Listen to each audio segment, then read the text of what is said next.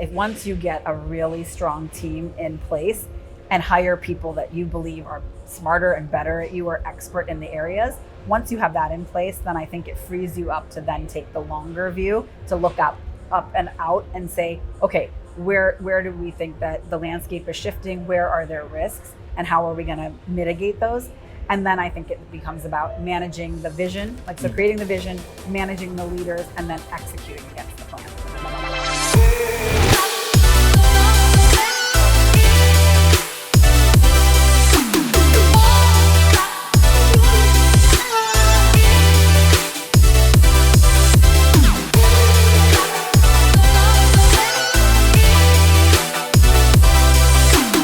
Hey guys, this is Sid Patel, CEO of Beverage Trade Network and Cannabis Drinks Expo. I'm here with Malini Patel.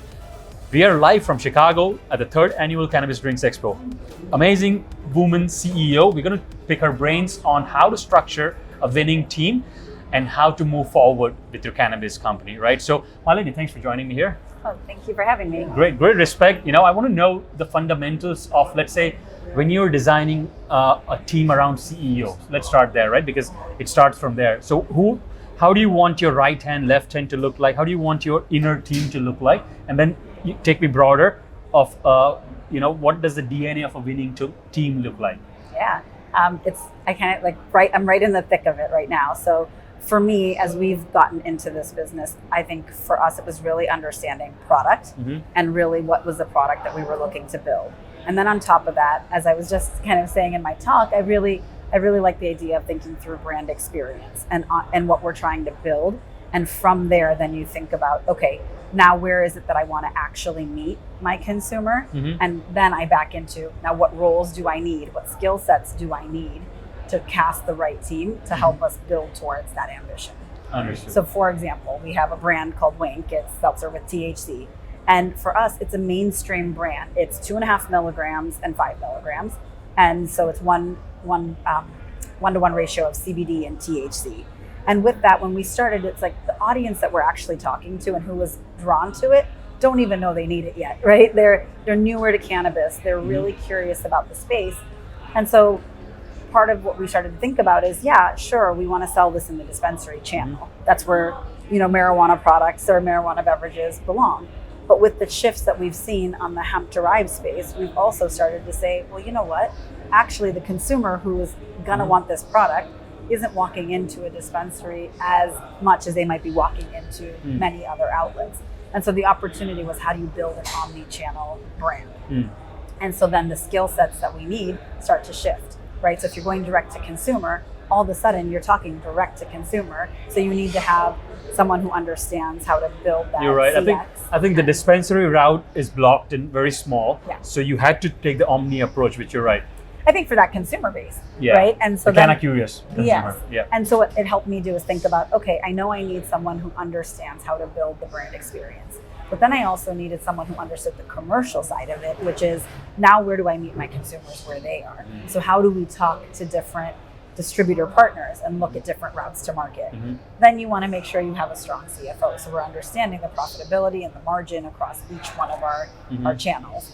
So for me, it was really about building a multi-function, multidisciplinary and leadership team that then can oversee as we go deeper into the organization. Because I think once you have that, you can create a lot of synergistic conversations where when we're making decisions, strategic decisions about, do we go this route or do we not, you have a really diverse perspective. So if I think of our team at Wherehouse Beverage, it's really diverse. And I don't mean ethnicity based, I mean skill set. And we have 3 founders. 2 of them are engineers by trade and 1 is more in the trading space. And they brought on someone like me who has had tons of consumer brand experience and beverage experience. And then we've built someone who knows cultural IQ really well and said, okay, help us make these brands a part of that. And we brought in some commercial powerhouses that have really deep experience, both on the CBD side, but also on the alcobev side. And so we've really put this team together in a way that allows us to then take the technology, which everything was built off of, and really exploit it in a multi-pronged. Wink, right? So throw me some numbers. I think you're being humble here. Is that the number 1 selling brand right now in volume in US? I don't think so. So it's top 5 at least? Yeah. What kind of volumes are we talking about? Yeah, we're still early stage, I would say, so when you think of companies, you kind of have like the 0 to 1, then you have the 1 to 10, and then you have the 10 to 50, and then 50 plus, right? I would say we're still early stage. We're in that second phase of growth. And really what we're playing around with. So we're in 10 markets in the dispensaries, and then we've added 2 markets that are more, let's call it traditional retail. Okay. And that's growing. And then we've added a DTC. Minnesota, you mean? Minnesota, All and right. we were in New York, and then there's been some shifts in that market. Nice. Yeah. And then we also have a DTC business. So as we think about that, our DTC business is not even 90 days old. So it's really, as we start to ramp up those businesses, I think that changes the shape of... Let's go on that conversation Yeah. of founder and CEO, right? So these 3 founders had a vision, and they maybe were not efficient, or maybe they were just tired, or maybe they wanted to focus on what they're so good at, and they brought you on board. What was the gap? What were the thinking behind it? And how did that look like? How did they find you? What was the coffee meeting look like? Yeah, it's I call it serendipity. Nice. Because like I said, I think that we bring such diverse skill sets and experiences to the table that it was kind of really nice when we met. I would say that the founders, when they created this, were really, really brilliant, I'll say, in how they put the product together. So I think it's an excellent product. I'm biased, but I would say it objectively is one of the reasons I decided to join. But really the thing that sets Wink apart and now Countdown is Wherehouse Beverage Company actually owns our end-to-end manufacturing. So we have a sister company that co-manufactures, so we know how to put high quality drinks in a can. And then on top of that, we were able to overcome the interstate commerce issues. So going from state to state by building your own engineers. co-packing. Yep, they built basically an 18-wheeler that was a canning line, and that went from state to state. As the business grew, it went to two 18-wheelers, and then it went to, okay, what's the next solution? And where we are today is what we call our proprietary dosing. So where were system. they looking for help? I mean, there must be a scratching need that, okay, it's time to get a CEO. What was that? I think it was, we have a great product. We have a difference in our production process. We want to build consumer brands. We don't necessarily know how to build consumer Understood. brands. How do we find So it's the someone with that CPG experience? background that they were missing at the leadership level. Yeah, I think it was at the AlkBev with the CPG. So it was really the idea that my experience has me running businesses end to end, but a lot in consumer packaged goods, but also in AlkBev. And I think that was attractive to them. Got it. Yeah. What are your KPIs, like key performance indicators? Like when someone evaluates, your founders evaluate you, how Malini is performing, what are the 5 things they look at?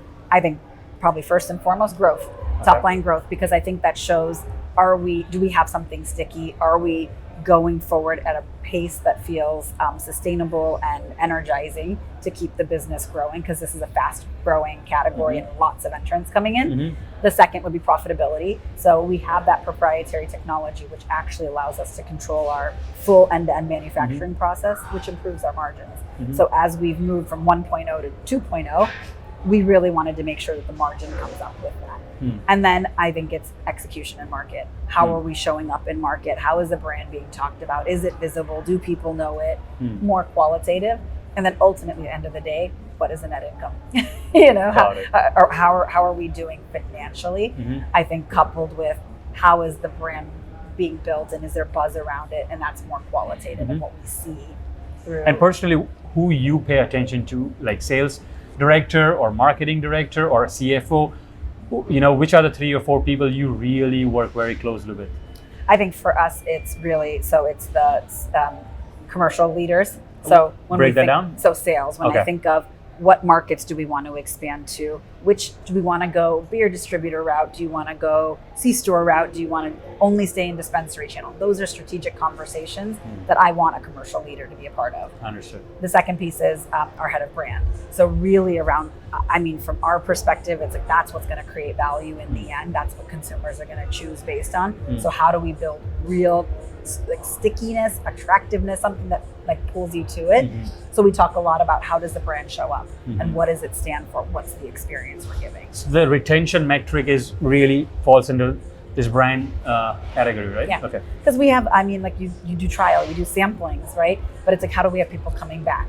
with our direct-to-consumer business, we can now see that, right? And so our goal is to create a really sticky brand and product proposition that keeps people coming back.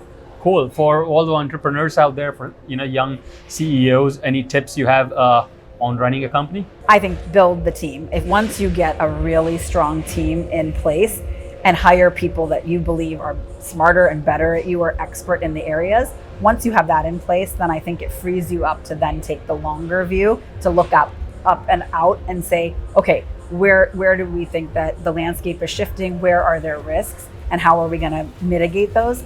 And then I think it becomes about managing the vision, so creating the vision, managing the leaders, and then executing against the plan.